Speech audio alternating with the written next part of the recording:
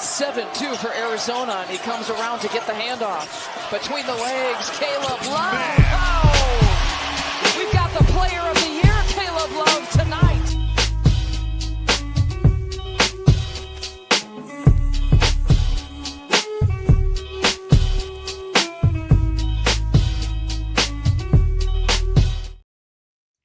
All right. Hello, everyone, and welcome back to Basketball in the Mountains. This is episode 76. I'm your host, as always, Tyler King, here to talk all things hoops in the Mountain Time Zone. And it is one of my favorite days on the calendar. It is Selection Sunday. We are coming to you live. Well, not technically live, but recording this late Sunday night after the brackets have been revealed. I was up in Fort Collins earlier this evening for covering the Colorado State women's basketball team, actually. I mentioned this the other day, as won the Mountain West tournament, made the NCAA tournament for the first time in a decade. So I was up there covering their Selection Sunday show party, which was cool. You can check all that coverage out at denvergazette.com. Been a busy weekend for me here with my day job, but excited to break down the bracket. We've got two conference championship games to talk about as well, with Arizona and Utah State both winning the Big 12 and the Mountain West respectively, like I predicted. Unfortunately, Utah Valley lost the WAC championship in kind of heartbreaking fashion. So we've only got 3 teams in the bracket this year. Last year we had 6. It was a lot of fun in our first year doing the podcast in terms of March Madness. Year 2 here, because also we got BYU in the field as well. Here to break all of it down like we did last year on the show is my good friend Caleb Wilfinger from PicksWise. Caleb, how you doing, man? Doing great. It is it's hoops Christmas, So this is as good. I've been running on little sleep for the last week, as I'm sure you've been as well, just absorbing all these games, watching all these games, Yeah. and having a blast and observing the chaos. There's been some crazy finishes over the weekend, hopefully a sign of things to come. Yeah, it's always a chaotic week here just for me with my day job at the Denver Gazette, because got Colorado State high school basketball wrapping up. That was this weekend, so I was covering that. Some fun action. College hockey is also in the midst of their postseason, and then obviously the NCAA tournament is here now. With conference tournaments this past week, it was pretty crazy. A lot of great games, like you mentioned. And I think the best game maybe was Arizona Iowa State in the semifinals, with Jaden Bradley hitting that game winner, and then the Wildcats get it done against Houston, like I predicted last week on the show. I thought it was going to be a rematch between these two teams. Arizona gets it done, 79-74. A little bit of a scare. Jaden Bradley leaves that game before coming back with that taped up hand or / wrist. Braden Burries, Koa Pete, 21 points each. Those two guys were awesome. I thought Karchenkov played really well in that game too. Krivas didn't do a ton offensively, but defensively he's pretty stout in the middle like usual, trying to fend off a Houston team that obviously beat them in the same Big 12 title game a year ago. So we'll start there for you. Just kind of what was your big takeaway from the action in Kansas City this week as Arizona is able to win the Big 12 tournament for the first time? Yeah, and honestly impressive doing so, just because they absolutely took Iowa State's best punch. I thought that was the best game Iowa State's played throughout the whole conference season. And you kind of knew that they would have to take Iowa State's best punch and absorb it and move on. I mean, it is Hilton South is what they refer to it down there in Kansas City. So that was Arizona fans travel well, but not as well as Iowa State fans to Kansas City. No, Iowa State fans really rival Kansas fans in Kansas City, which is really achievement. Very true. So, yeah, no, absolutely. And Iowa State, some of the shots Momcilovic was hitting, you're like, all right, I guess we just have to live with that. The stretch end the first half was crazy. One-legged, off bounce. He just has the capability to get white hot, and you have to live with that. But on a week where there was a lot of discussion about Jaden Bradley should or shouldn't be player of the year, that whole thing, which, obviously is a sidebar, but I thought it was kind of poetic that he made that shot. And, just a guy like that, what he means to a program like that is sort of unquantifiable. I mean, he is in the archetype of Big 12 greats. I know he weirdly didn't start his career in the Big 12, funny enough, but he is in the archetype of former Big 12 greats. That was a Devontae Graham, Frank Mason sort of shot. That was a West Virginia, Javon Carter, Deuce Miles type of shot.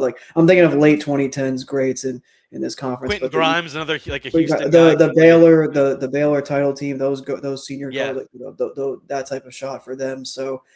Yeah, it's just LJ a Cryer, just all these kind of right, all right. these LJ Crowder, undersized guards. Yeah, right. Jamal Shed, a great, Houston. yeah, That type of shot where it's not the prettiest thing in the world, but damn, it goes in. It means all the same, and it's also like him making that shot shows why he's like the heartbeat of the team, in a lot of yeah, ways. So I thought is a very fitting ending. In the championship game, I mean, what can you say? Houston came out like gangbusters, and then they punched back after Arizona, built up the double digit lead. So I give Houston a lot of credit for really fighting and in their third game in 3 days against the opponent like that, to make it such a game toward the end. But Arizona held on and kind of like they've always have. I mean, they have two blips on their whole resume, but to me, this is the best team in the country, and they've yep, certainly played one of, if not the best schedule, depending on what you look at. And there's not really a hole you can pick that you can poke at that, hey, they don't take a lot of threes. But when they're so good defensively and so good at the yep, rim, so efficient inside of the 3-point arc, that on the days when they need to make their threes, and they do, like the semifinal, and Delorso was looking like, yeah, pick a white shooter on the Boston Celtics. Like he's looking like that caliber of shooter in that moment.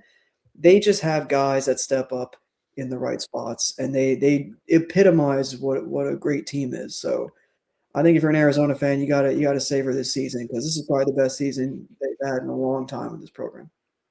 yeah. It takes me back to like the Aaron Gordon kind of that the one season he was there. They were obviously awesome that season. They've had really good teams under Tommy Lloyd, but this is the best team they've had by far. And this is something I was mentioning on the show last week after I was able to see them in person, for the first time this season when they came to Boulder. Just I mean, it's just they're just so impressive in person. And talking with Colorado coach Tad Boyle, he put it perfectly when we met with him before that game. Like there's no flaws with this Arizona team. Like they're just so rock solid and steady 1 through 8 that I don't think anybody else's rotation, especially now that Duke is dealing with injuries. And same thing with Michigan also dealing with some injuries. Like I don't think anyone's 1 through 8 rotation comes close to this Arizona one right now. And even I think Tommy Lloyd would trust putting CD Gay in the game at times if he had to. But I mean, just the 5 starters, and then obviously Del Orso, like you mentioned, Awaka, who was the 6th man of the year in the Big 12, and Aristote off the bench. Like all those guys are just so good, and it's just such a complete team. And we'll get into the bracket for Arizona. Obviously, they're not the number 1 overall seed; they're the number 2 overall seed, getting the number 1 seed in the West. They play Long Island later this week in San Diego, but we'll get to that in a little bit. I want to move on and talk a little bit about Utah State here. Obviously, they won the Mountain West Championship as well, which I predicted. I mean, wow, I predicted 2 1 seeds to win the conference tournament. It's The groundbreaking Mountain stuff here, West but was pretty competitive. You could yeah. you could certainly make a case for other I, teams. I completely whiffed on who I thought Utah State was going to play. I had Boise State in the championship game, and they lost to San Jose State and an old friend Tim Miles in the first round there. But Utah State, obviously, that was a really impressive second half by them, kind of limiting San Diego State offensively and just kind of pulling away when they needed to. You and I were texting about this game during it while it was happening. MJ Collins, had a great game. He was named tournament's most outstanding player. He had 20 points in the championship game. False Lev was good as always, doing a little bit of everything. Gary Clark had a double digits off the bench, which is nice. We haven't talked a ton about this Utah State team on the podcast, you and I. I'm just curious kind of how you've processed this season from the Aggies, as they've kind of, it wasn't a really tough non-conference, but from start to finish, they've been a really solid team and just kind of building off what they were last year, where they were a dominant offensive team, but not really great defensively. And this year they're kind of way more rock solid all around. And it's unfortunate they're the only Mountain West team to make the tournament, the NCAA tournament. Especially given how this is the last year of this iteration of the league. I'm certainly going to miss it, this version of the league, and I'm sure you will as well. But Utah State is definitely the perfect representative for this iteration of the Mountain West, for considering how good they've been this decade, I think. Yeah, it's funny. My sort of opening statement on Utah State was, since San Diego State made the Natty, Utah State has been the clear premier team in the league over the last 3 years. Yes. To me, and I really have enjoyed watching them play in each iteration of them. Man, they're obviously very well coached, and they they seem to have they seem to all like each other and function well as a unit, which Yeah, is something that you can't always tell on TV, obviously, but they're just, I think with this version especially, it kind of jumped off the screen to me, and watching it yesterday, they were just very professional. This whole tournament, they were very professional, very businesslike, and they didn't let, San Diego State has a great crowd in Vegas every year. yeah. And I would say they Aggies definitely, traveled well though too. Yeah, the of I course, heard the I student think section was there in full I force. think Yeah, a lot of these fan bases travel pretty well, except really the Nevada fan base is funny enough. But like yeah. the UNLV getting outnumbered in their own building against Wyoming. Yeah, yeah, that's not a great look. I don't think that was gonna end well. No, but the thing about Utah State is like they've had some blips. Obviously, the two losses to UNLV, or was it the one loss? Or I know they had at least one No, loss. they To got Utah swept by State. UNLV. They got Yeah, swept by they did. UNLV, right? Yeah. So coming out, being focused, taking care of business easily, and then that tricky game against Nevada, who's had been a sort of a giant killer at points, Yep. in the conference this year. Like this conference, there were about 7 teams I thought could have won this conference tournament Yeah, realistically. I agree. Yep. And the cream of the crop, rose, and it was the two best teams. And Utah State clearly looked like a team that should have been on the 7-8 line, and San Diego State looked like a team that was, I think, should have still been in the playing game, but you can't. At the end of the day, it is what it is with them. Yep. So I agree with you. there was a it wasn't a huge gap, but there was a sort of drop off from the two teams, and you saw it in that second half. It wasn't even just that MJ Collins made some clutch shots, which Yeah. was huge, and obviously he's been known to do. But defensively, I was very impressed by their ball pressure. I thought they gang rebounded well, which is always key against a Dutcher team. Yeah. All in all, just a very impressive performance, because I wouldn't have shocked me at all if San Diego State won the game. I mean, it was Yeah. it was a very short spread. The Aztecs were playing their best ball of the year. I thought they were hot. They were San Diego State had a lead at halftime. I thought they played really well in the first 20 minutes. I thought, at halftime that I was like, oh, this feels like a game San Diego State wins, but right, because it like was you said, mucky, and Utah State couldn't make a three, but the other thing, and this has plagued them this year, Utah State also couldn't buy a free throw in that first half, which was they were also alarming. getting outnumbered. Like the free throw disparity was there, which is a typical San Diego State game, kind of with how physical they play. But it was like, man, if Utah State's not getting calls, and the ones that they are getting, they're not making free throws, it felt like it could go teeter the other way. But like you said, the professionalism, I think, is a great way to put it with how they played in the second half. Yeah. They settled in. They also forced San Diego State to play a game that the Aztecs didn't want to play. Yeah, exactly. There was a lot of threes that San Diego State took in the second half, and I was not moved by the shot selection at some points. But a lot of that was predicated on, I thought, a lot of Miles Bird shots that you were like, why are you doing this? Man, he hasn't. And I feel bad for him because he hasn't really been able to buy one for like a month if you look at his numbers recently. So it's tough. But at the end of the day, I thought Utah State acquitted themselves well in the post. We know they have guys that can run their offense. They always seem to pass up a good shot for a better shot. They're just a well-coached, well-run team, and it's really heartening to see them make the tournament, 3 years in a row now like this, and for them to sort of push back some of the earlier 2020s March struggles and win a game in the tournament. That was the Awesome Board team, right? 2 years ago. Yes, that won a game in the tournament. And this I was at that game in Indianapolis, actually. Yeah, they were 9 they won that game. Fun game. Yeah, they beat TCU, right? Yep, and then they lost to Purdue in the second round. Yes. Yeah, that was a tough matchup, but they very tough against Zach Edey. Yeah. Yeah, it was the size disadvantage, but this, spoiler, I guess, for the conversation on their game, but I think they're going to win, and they're going to pick up a win here. I like their matchup, and I think that the veteran and those guys been around the block, having done this, been there, done that with the tournament, is going to come in handy down the stretch of the round of 64 game. Yeah, look, I was disappointed with what they did last year against UCLA, pardon me, in the first round last year. I remember sitting at a bar in Seattle before, obviously there to cover CSU, and just kind of watching the games that day on the first day of the tournament and being like, man, I really thought Utah State was going to have something for that UCLA team last year, but they just did not. And this team, I agree. I think it's just way more ready and well equipped for the style of play that the tournament demands of you, and just kind of that. You mentioned the bigs and how well they were playing. Like Zach Keller, that might have been the best he's played all season. Like he's been a guy that's been in the starting lineup for them as like a 6'11" guy. in the middle there, but his minutes have not really been that big. Like if he's not playing well, they quickly go to Carson Templin off the bench, who's a very undersized center at like 6'8", 6'9". Adlin Elamine, like you said, has been really good as a freshman.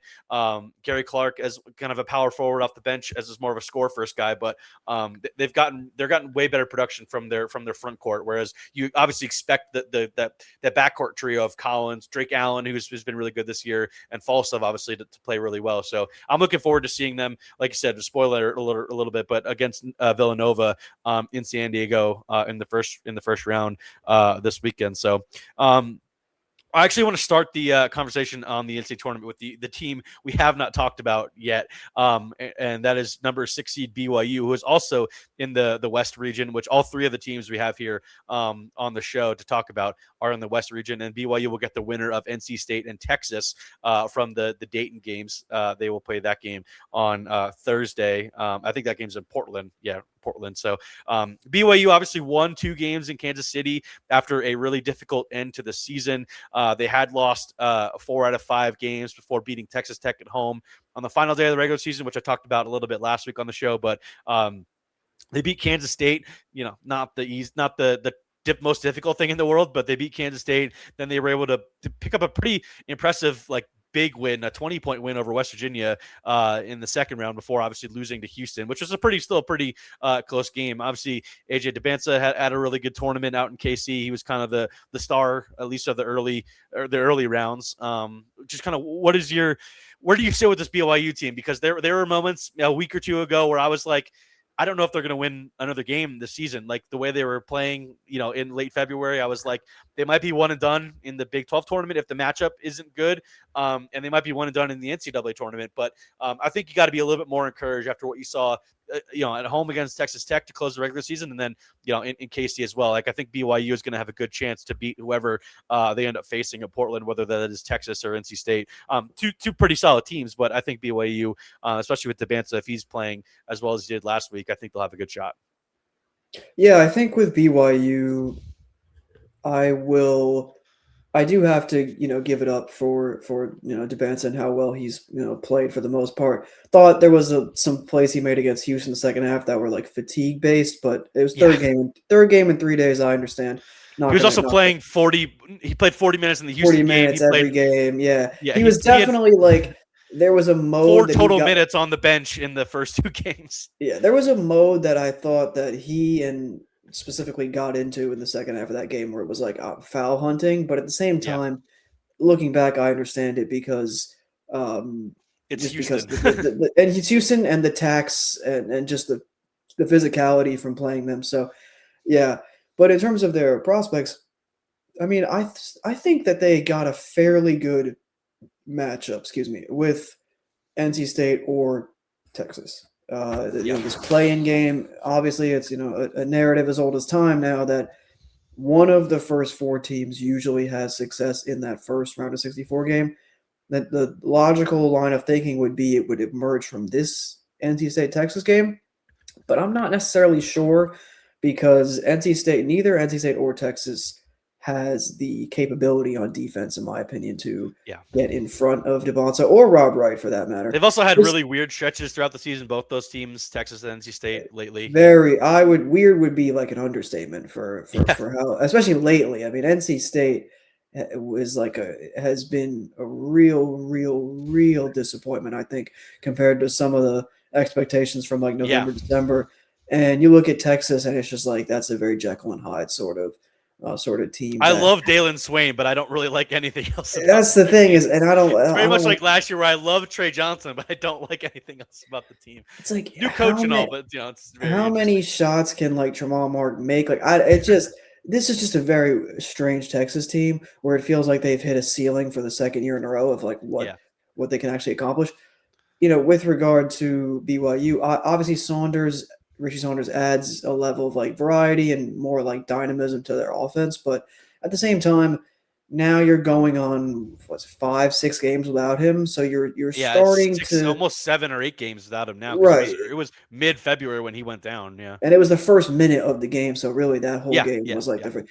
So you're kind of seeing them adapt and change. And it's not rocket science. It's DeBanza and Rob Wright and, get enough offensive rebounds and then kick it out to one of those guys and see what happens. Yeah, can If Boscovich or if Kostic, if can those guys make shots? Yeah, right, and Kostas has shot well down the yeah. stretch as well for them. If Kennard Davis can make a shot, He which did I've in said, some of those games. that's the thing KC. is Yeah, all season I was just like, man, if Davis isn't he's kind of the X factor all year for them. all Mo Davis. if Yeah, he's just not giving if he's giving you anything at all, they actually have something.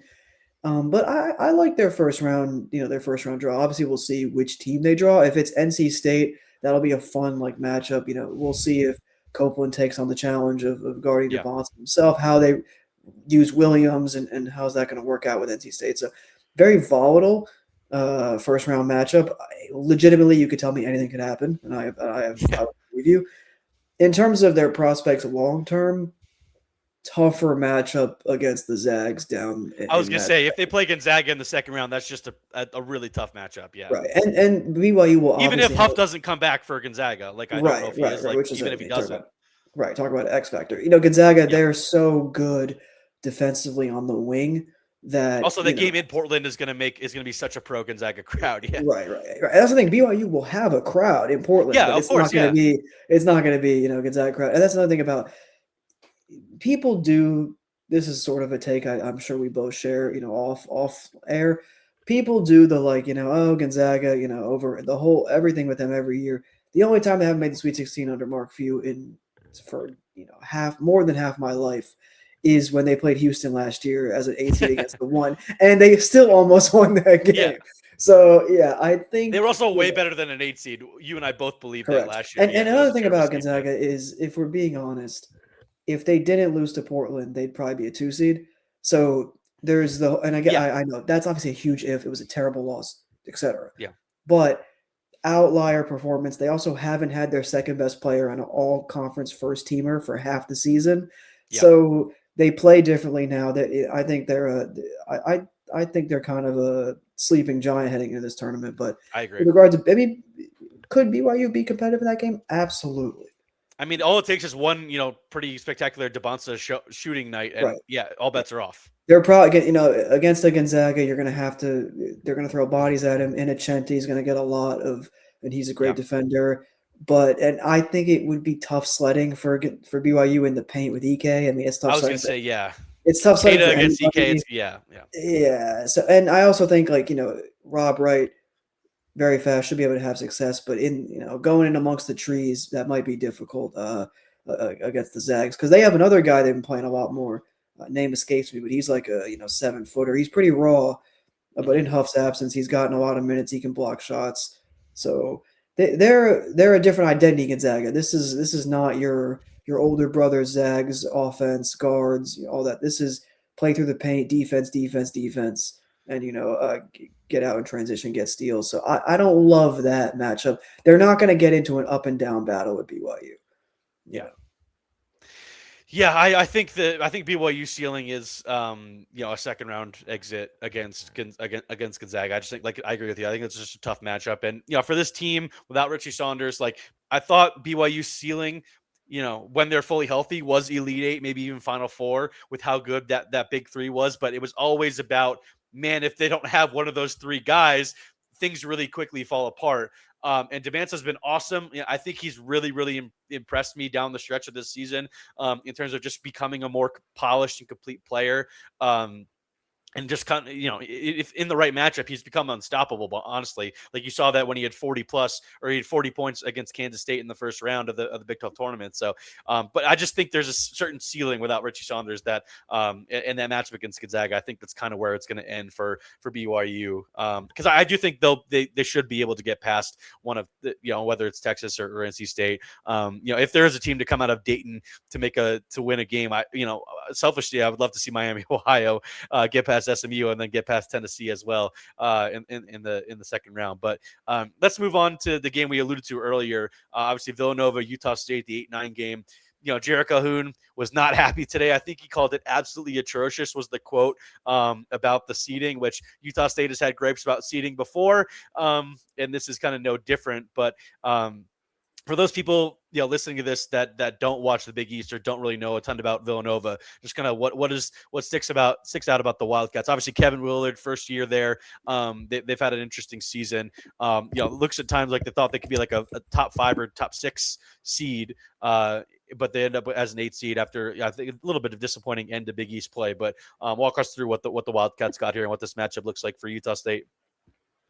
Well, this is sort of your classic Villanova team, only in the sense that they are a grinded out, play very slow. I believe they're like bottom 60 in the country in tempo at KenPom. Last I checked, and they're a little younger than in like the latter Jay Wright years, or even the last couple of seasons.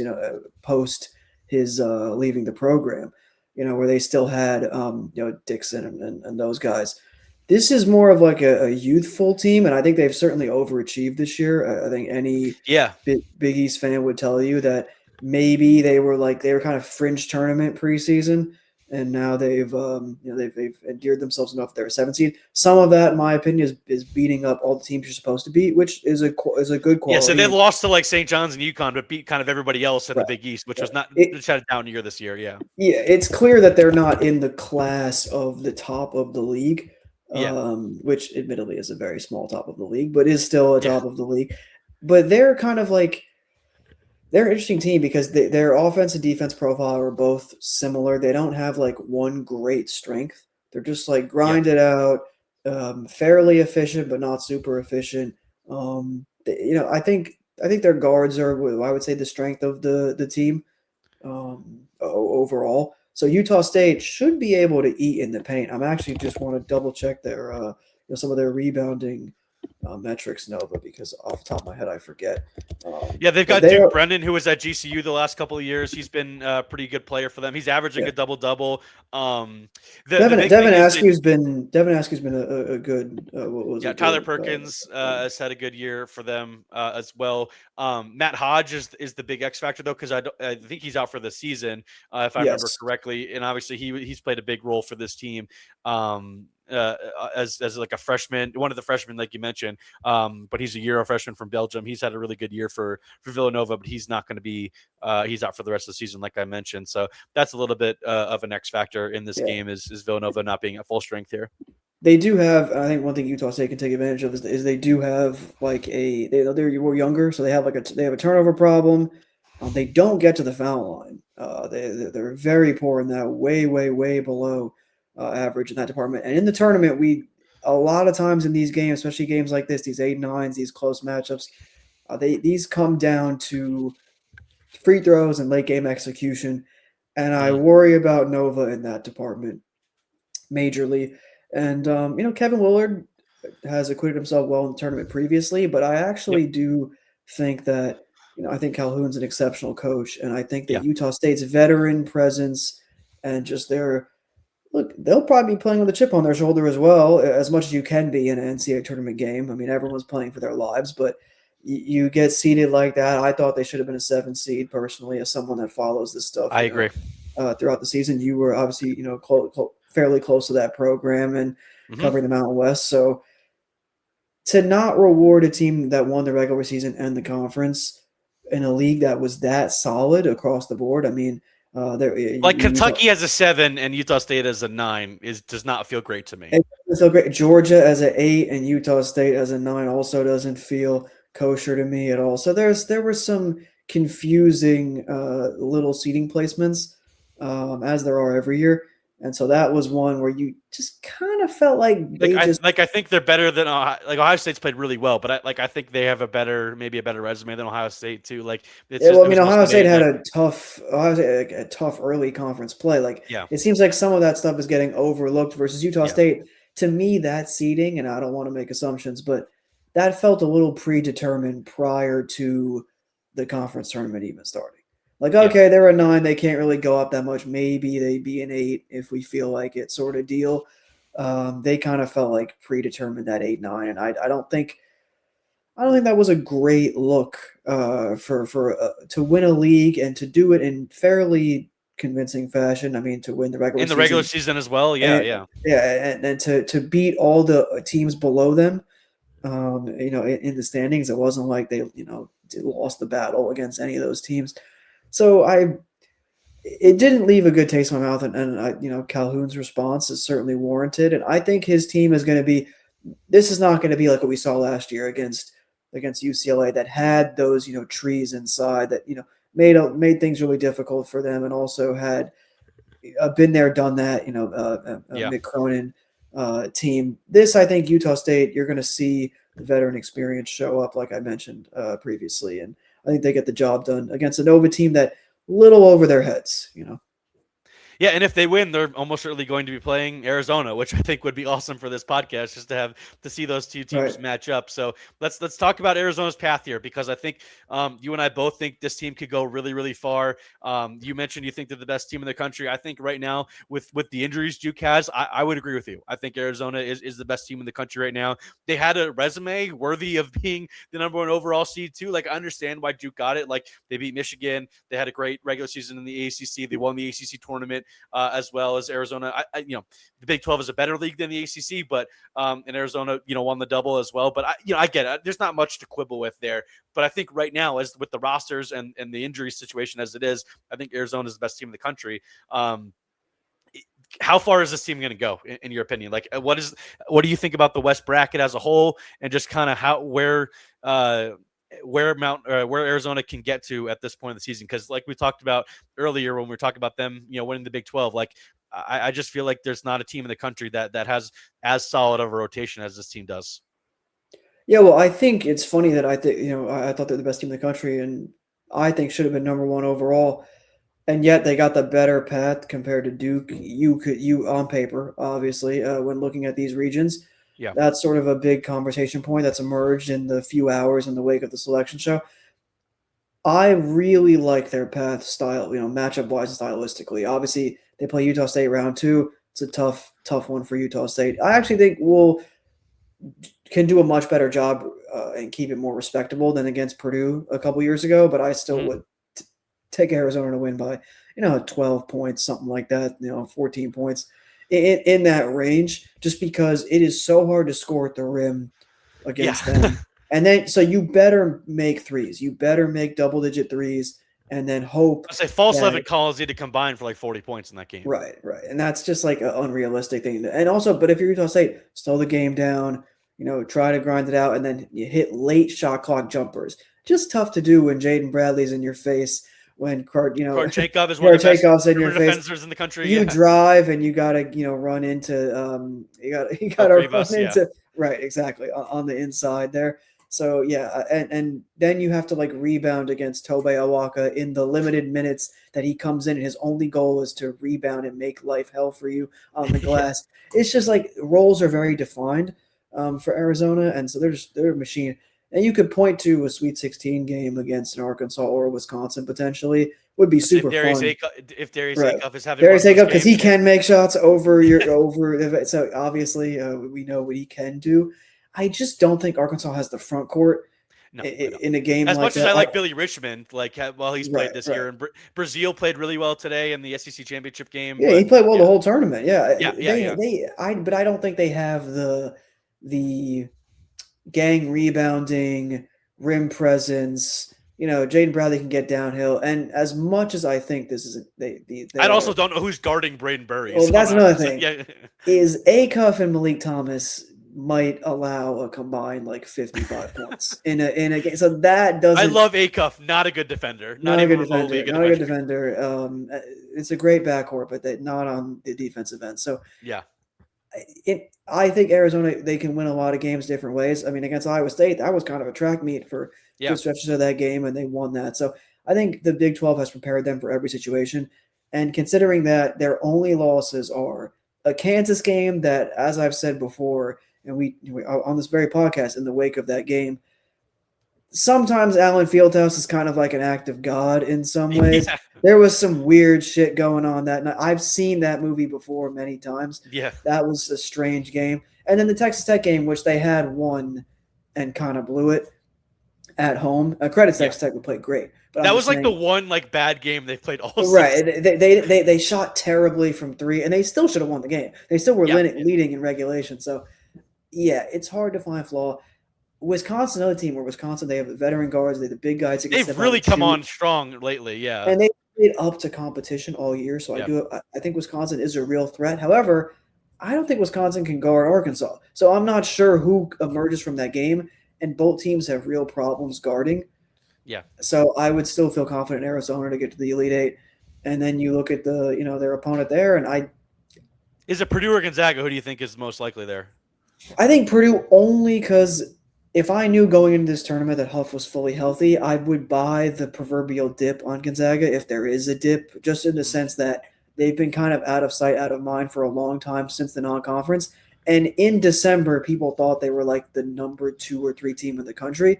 So there's a little bit of a even after getting blown out by Michigan by by Michigan.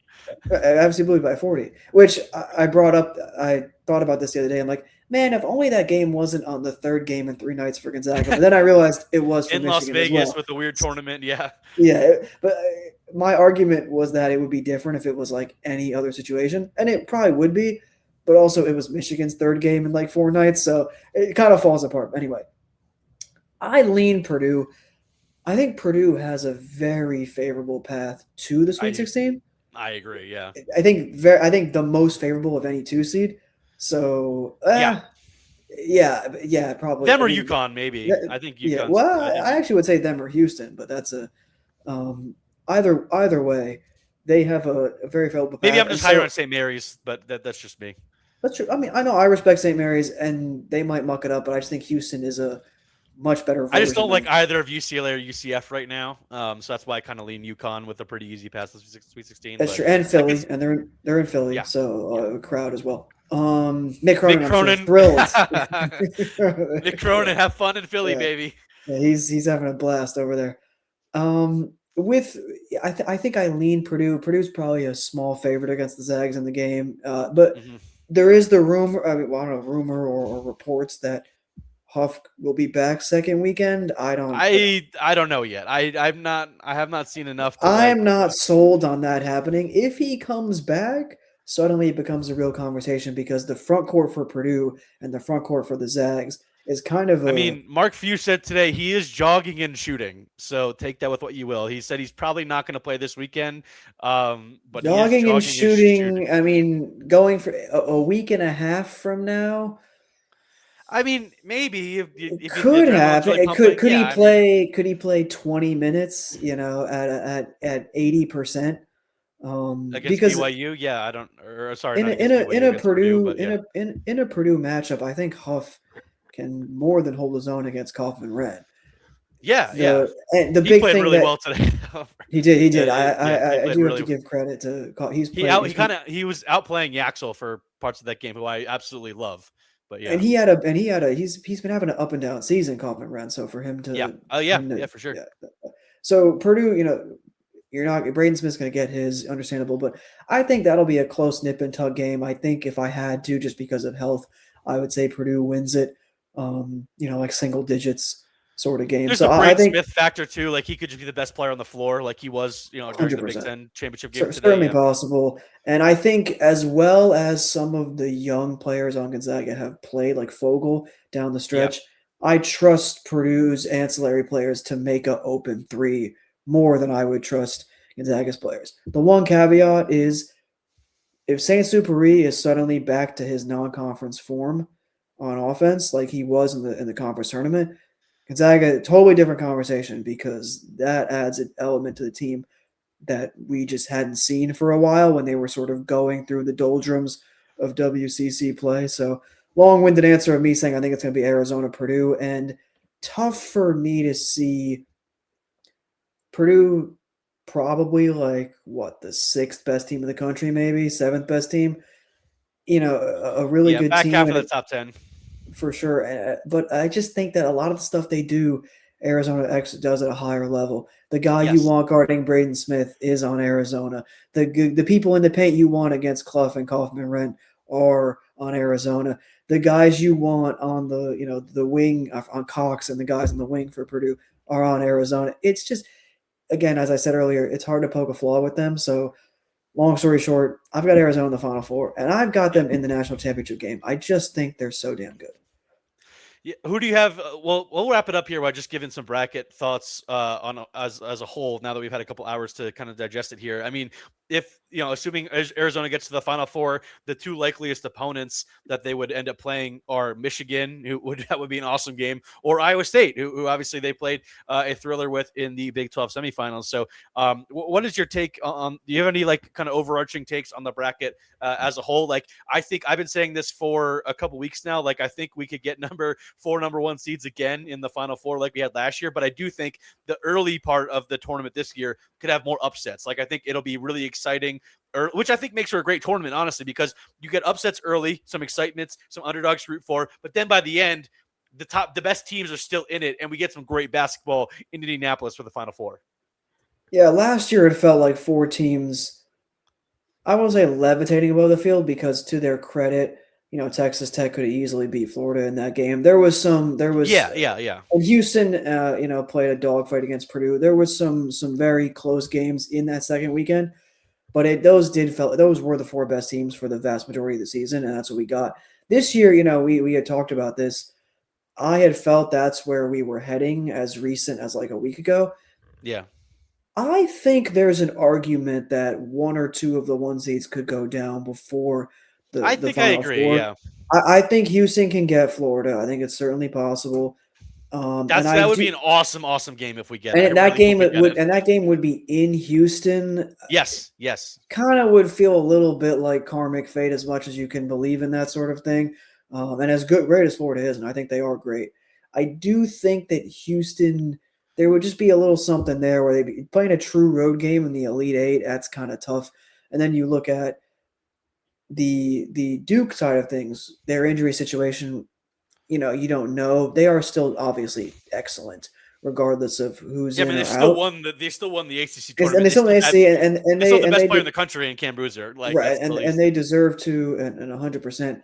I do think, weirdly, I am not high on UConn, and yet I actually think they match up very well with Duke in an interesting way. I was like, if they get there, that's. But they have to get there, and that's the problem. I'm not certain that they'd be able to get there. I think Michigan State could get past UConn and get to the Elite Eight.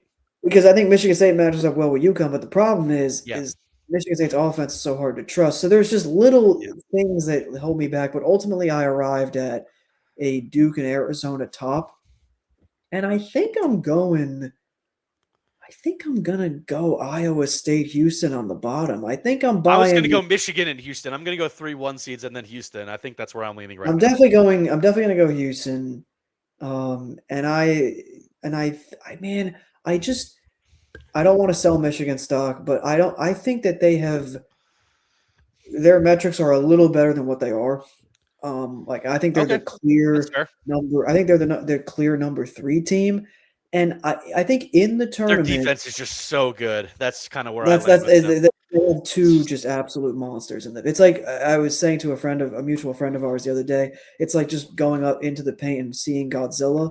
Like it's just really difficult to score against them. So maybe I am selling them short, but I do think that there's an interesting way where I don't think Alabama's a great team by any means this year, but the Texas Tech is injured, if they see them as well. The variance Alabama can introduce into games could come into play against Michigan. Wisconsin just made a bunch of threes and kept that game within 2 points. Ohio State not very well kept that game within a couple points. Like, did Michigan peak a little too early?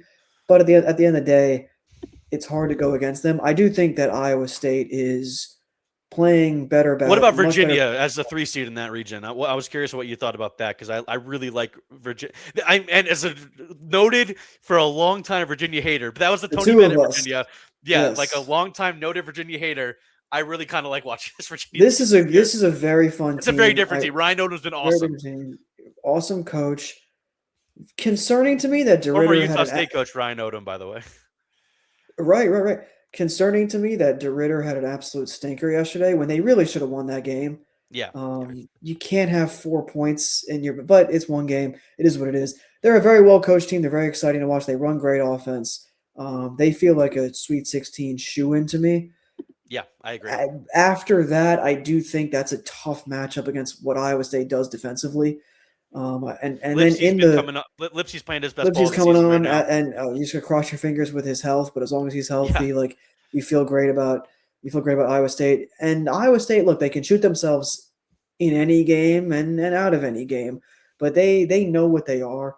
And so I do think that's a game where like they win it close against UVA. UVA sort of has like a growing pains moment where they haven't been there before, and Iowa State has, and Iowa State gets over the finish line, and then it sets up, I think a great Elite Eight game. But yeah, I mean, I'm with you. I'm either on the 3-1s and the 2 or on the 3 Big 12 teams. I'm debating between that, but either way, my That would be awesome. championship 3 Big 12 teams in the Final Four would be awesome. 3 man. Big 12 would be amazing and would speak to the conference and what it has been. I agree. Has been all year. Either way, I have to. I'm gonna go with. I'm gonna side with my guy, Kelvin Sampson. Houston against Arizona in the title game, I think, is my. If we got a rematch, man, that would just be awesome. But I do have Arizona cutting down the Nets. I do have Arizona. All right. I don't have an official prediction yet, but I do think I'm leaning that way right now too. I mean, I could say all this, the and way I've talked about them on the podcast for weeks now, it's like it would be stupid if I didn't pick them to win the national championship. Well, it's like last year. It's like since January last year, I had been such a Florida. You and I both had Florida winning the championship last year. I mean, I remember watching them right around New Year's beat somebody just badly, and I'm like, man, all this team has done is overachieve in non-con, and might as well take a shot on them to win the Natty, and that's that. Obviously, they went crazy in February, March, and sort of Arizona to me feels like that inevitable rocket ship, much like Florida did last year. We'll see if they get in a game where they have to make threes, but they haven't. They've made them when they've had to, so I'm not really concerned about anything with this Arizona team. So yeah, Arizona. I want to pick 3 Big 12 teams so bad, but maybe I am selling Michigan short. We'll see. By Wednesday night, I'll have changed this whole prediction. Who knows? Before I get you out of here quickly, any double-digit seeds catch your eye as a potential upsets? It feels like the 11 seeds are pretty strong. There's some 12 seeds I really like as well. I think some interesting games. Texas Tech, Akron as a 5-12.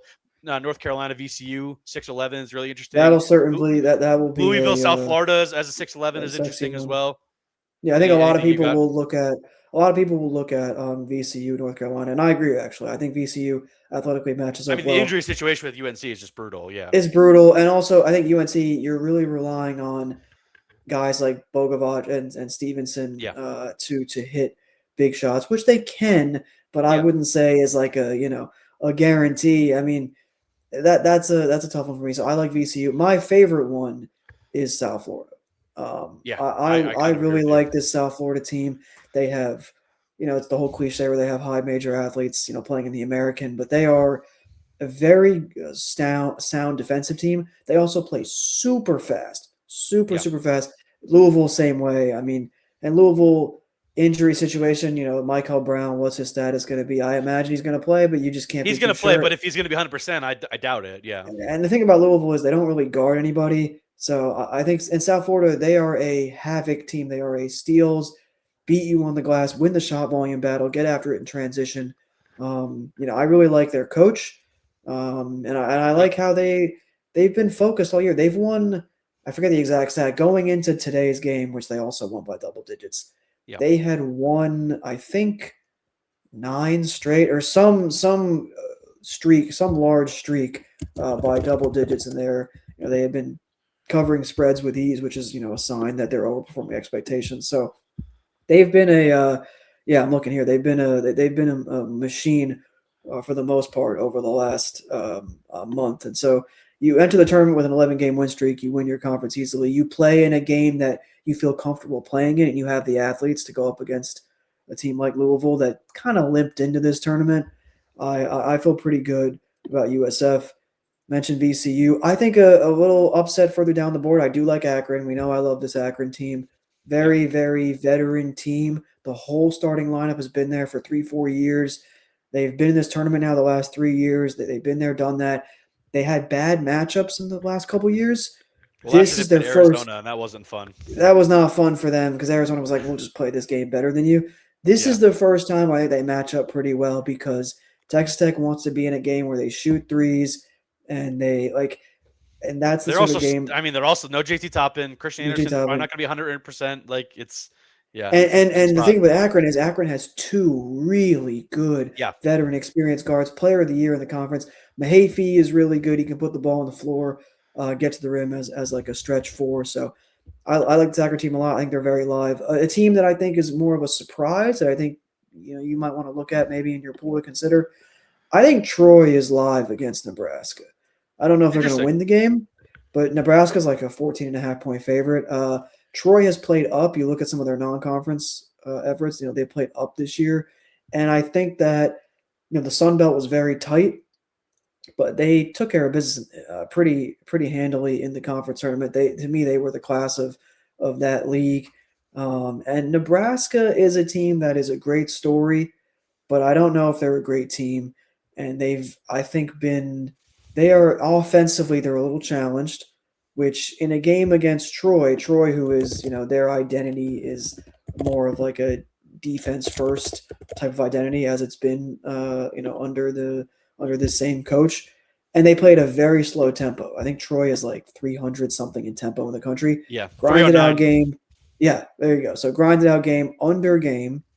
And in that sort of game, when you can shorten the possessions or shorten the game and really make every possession more meaningful, it's hard to get margin as a big favorite. I think about a game like, UNC Wilmington, Texas Tech, or something like that, where the final score is pretty close, even if the underdog doesn't win it outright. So I like Troy to keep this within single digits against the Huskers. All right, man. We went long like we usually do on Selection Sunday, but I always appreciate you having you on because nobody knows the country as a whole better than you. So I appreciate you hopping on for this late night pod here on Selection Sunday. Well, as we said, Christmas Eve for college basketball on the calendar. Yeah, no, I appreciate the words. Appreciate you having me on, and yeah, I've got a lot of work ahead of me with breaking down and writing about a lot of these games over the next few days. But it's a labor of love. There'll be some late nights, but can't wait until the first four, and obviously can't wait until Thursday at noon Eastern. It'll be a lovely morning, afternoon for all of us across the country when that first ball goes up and we hear Bill Raftery say man to man. I can't wait. All right, that'll do it for today's episode of Basketball in the Mountains. Thanks again to Caleb Wilfinger from PicksWise for hopping on today to break down all things with the bracket we've got here on Selection Sunday. We have fun to do it for a second straight year with my good friends. So appreciate all of you for listening as well. Make sure to subscribe wherever you're doing so, whether that's on Spotify or Apple. Make sure to leave those 5-star reviews over there as well. And if you're watching on YouTube, make sure you're subscribed to my channel and leaving likes on all the videos, leaving comments. Let me know what you guys are looking forward to with this bracket, with the games coming up this weekend. Like Caleb said, it's good. It should be a really, really fun tournament. So appreciate everybody for tuning in today and enjoy the week of basketball.